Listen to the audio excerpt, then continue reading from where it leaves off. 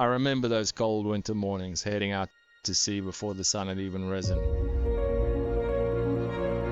Our destination, Seal Island, home to a huge colony of Cape fur seals. After spending the night hunting offshore, the seals returned to the island.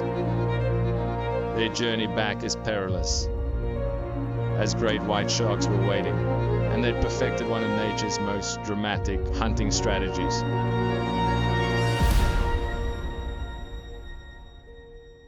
"50 years after Jaws vilified the great white, they've since vanished from these waters.